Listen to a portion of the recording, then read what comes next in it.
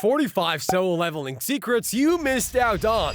So after spending a lot of time reading the solo leveling manual, I managed to stumble upon 45 secrets that might have slipped past your radar. And these are tiny details that make the series even greater than it is already. Without further ado, let's get right into unraveling the mysteries of solo leveling.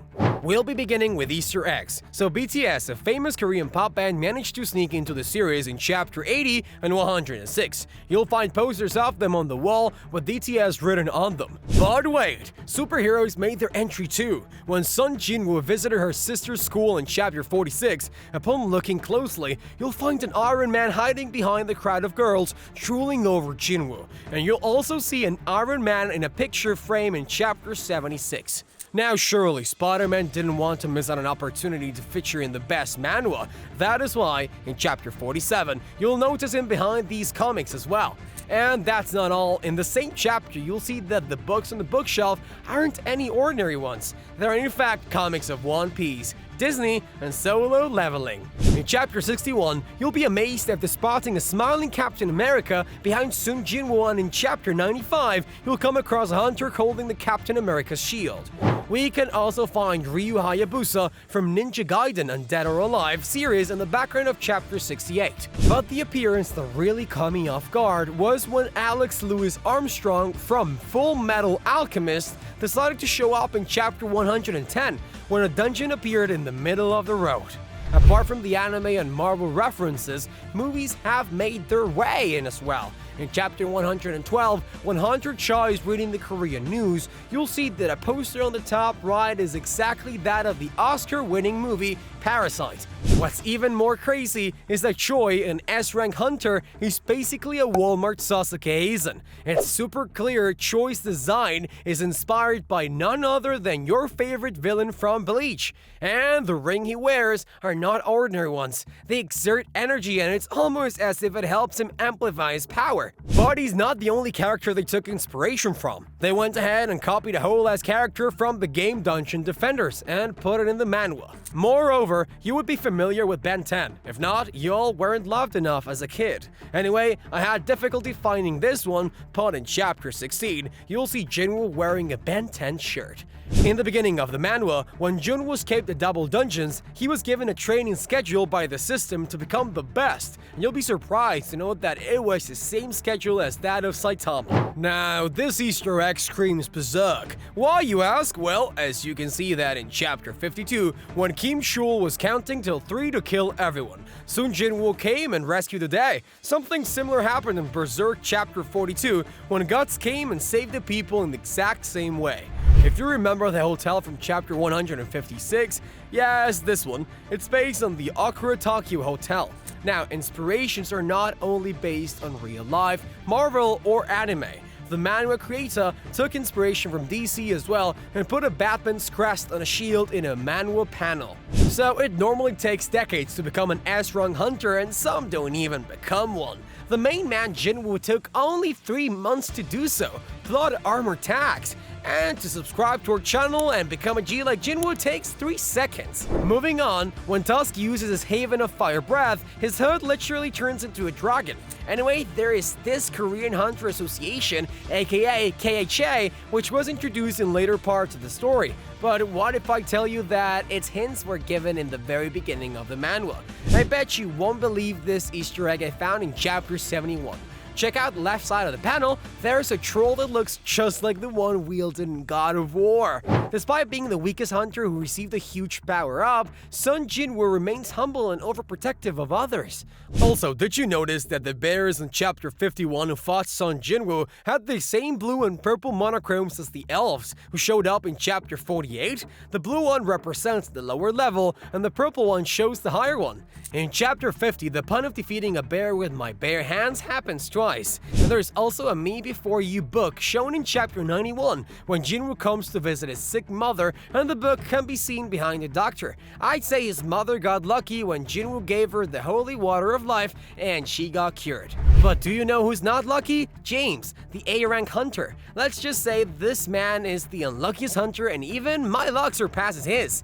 Different confrontations in chapter 56 against the baddest dad and monarchs in chapter 111 make him worthy worthy of this title, and we do not know if he's alive or not, but who cares? Anyhow, did you know that Jinwoo actually has 2 hearts? Yep, that's right. Before heading to the S-rank dungeon in Japan, he ventured into a double dungeon nestled within a C-rank dungeon. There, he encountered a statue of a 6-winged angel in chapter 130. After defeating it, Jinwoo acquired the Black Heart, which belonged to the original Shadow Monarch, effectively giving him 2 hearts. You see, Jinwoo's shadow extraction skill isn't just for resurrecting dead people to serve as shadows, including those he's killed. Jinwoo once brought back the dead, specifically those afflicted by eternal slumber, which is a condition where the victim lives like a person in a coma, and it has no known cure. Using the holy water of life, Jinwoo resurrected his mother, who had been dead for 4 years. He also cured Yuro Ho's father using the same technique. Do you remember that prologue chapter 0? Yeah, it turns out there were some initial designs that didn't quite make it into the final cut. Now, I don't know how the people would have reacted if they saw the original designs for Tusk, Iron, and Igris, but I really want to thank the person who decided to make these changes because the initial designs were, Oh, hell no! So, in chapter 28, we get to know that Chi Yule's been mentoring an S-rank hunter in the art of swordsmanship. And guess who it is? None other than Cha Ha-in. But despite it being confirmed in later chapters like 78 and 110, there are still readers who have no clue about it. Also, the sacrificial altar in the dungeon has the same design as that of the Aztec altar.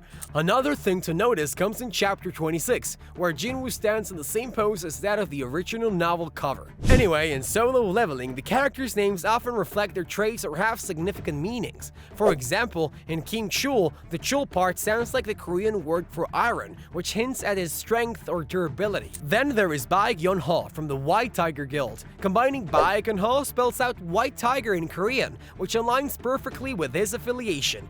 Moving on in chapter 47, when Hwang Dong-soo arrives at the airport, he meets up with the assistant and gets red eyes, which happens every time he uses his abilities according to the solo leveling fandom. Now, within the Red Gate, there are some intriguing hidden elements. In chapter 48, the elves are referred to as Hyaki, which is derived from Hyaki Yagyo, and is known as the Night Parade of 100 Demons in Japanese folklore. Next, in chapter 68, we spot What is History by Edward Carr. This book explores history, covering facts, historians, biases, scientific approaches, morality, and societal impacts. The next one is very funny. Did you know that in chapter 83 they utilized an image from deposit photos without acquiring the proper license? And what happened was that it resulted in the visible deposit photos logo on the Hawaii shirt in the manual.